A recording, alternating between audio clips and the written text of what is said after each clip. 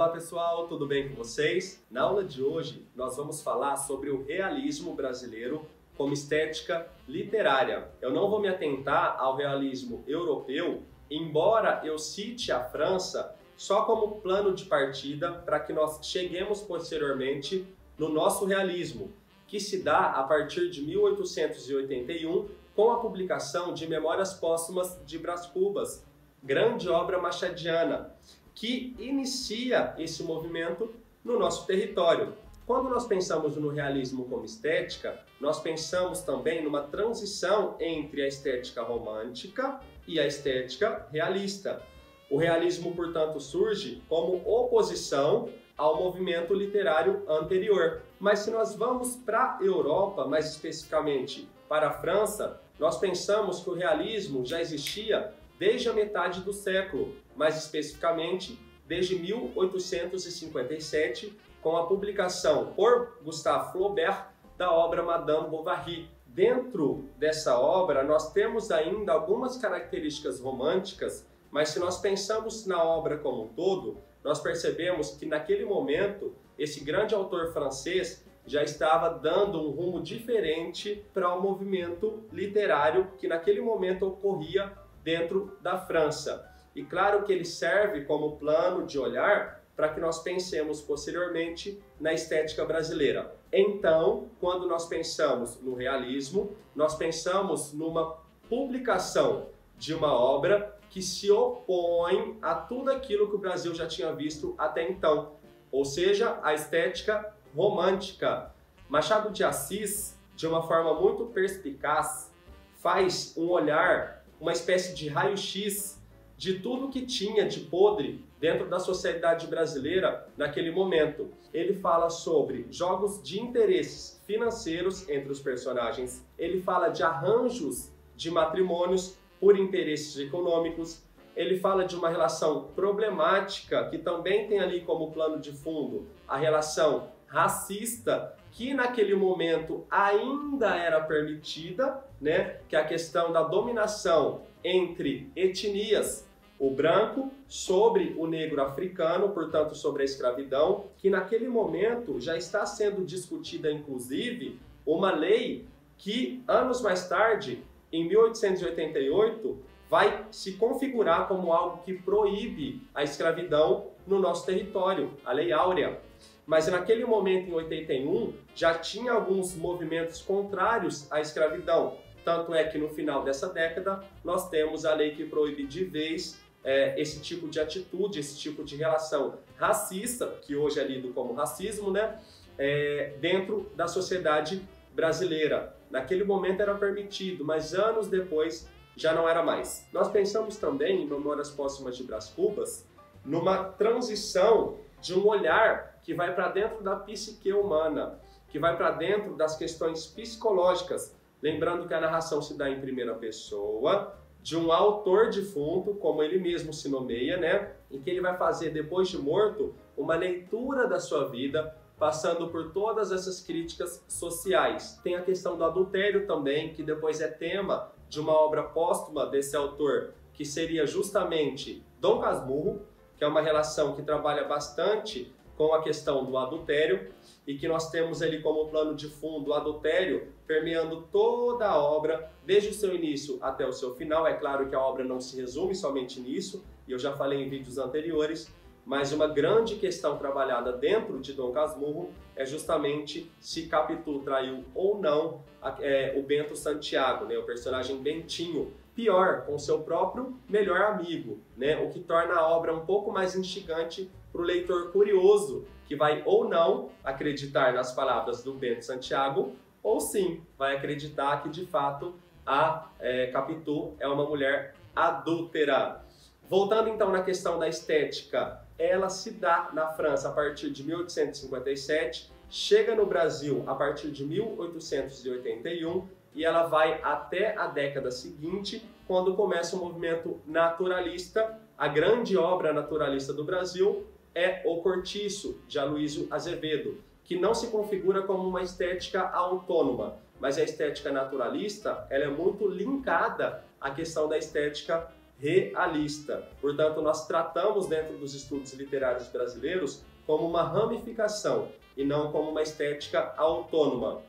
No Brasil, o realismo propriamente dito, ele vai de 1881 até 1893. E nós temos também, dentro dessas questões contextuais brasileiras, uma transição entre o Brasil Império e o Brasil República. Dentro da estética realista no Brasil, nós temos algumas teorias que estavam em evidência dentro do contexto europeu e que chegaram um pouquinho tardiamente ao Brasil. A questão do evolucionismo, da evolução das espécies de Darwin, a questão do positivismo do autor Comte. Nós temos também o determinismo de Taine e também temos o socialismo de Marx presente dentro das obras realistas. E isso tudo vai se aflorar um pouquinho mais dentro da estética naturalista, porque a sociedade, esse raio-x social, ele vai estar muito mais instigado, muito mais presente dentro do naturalismo. Se nós pegamos o Cortiço para poder analisar todos esses conceitos de teorias europeias, nós conseguimos perceber isso, inclusive, dentro das atitudes dos personagens lá no Cortiço. Eles eram determinados pela situação, tinham um olhar muito evolucionista também, porque a evolução da espécie humana se dá muito por causa também desse olhar determinista, né? O meio social determina as ações do ser dentro de um espaço e é meio que a pessoa vai tomando atitudes de acordo com aquilo que interessa e de acordo com o que vai dar de fato uma ascensão social, que seja apenas uma ascensão mínima, né? Não uma transição entre uma classe e outra classe social, mas uma melhoria de vida. E eu me relaciono com aquele que vai me causar alguma vantagem.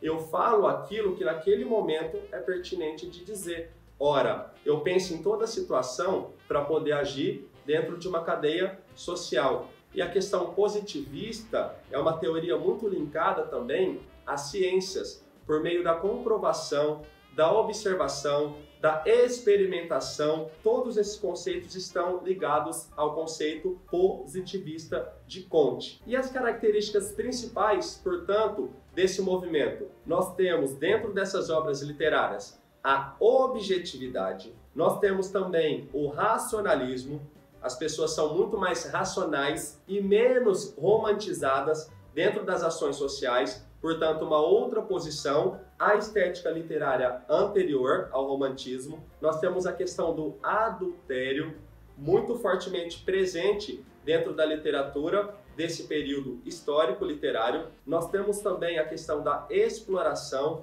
entre os seres dentro de um espaço social. Nós temos uma arte, a chamada arte engajada, que é uma arte que, ao mesmo tempo em que se configura como entretenimento, ela se configura também como crítica social. A arte de engajamento é justamente aquela arte que serve para conscientizar a população sobre problemas sociais voltados à exploração, desigualdade social, jogos de interesses políticos, enganação, entre outras questões que fazem o leitor pensar sobre o seu próprio mundo.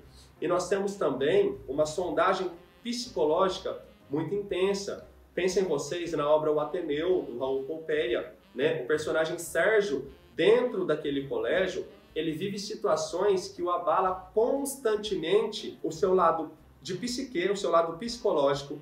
Ele sente saudade da família, ele percebe traições, ele percebe enganação entre os próprios funcionários dentro do colégio, que é extremamente rígido, colégio é ótimo, né?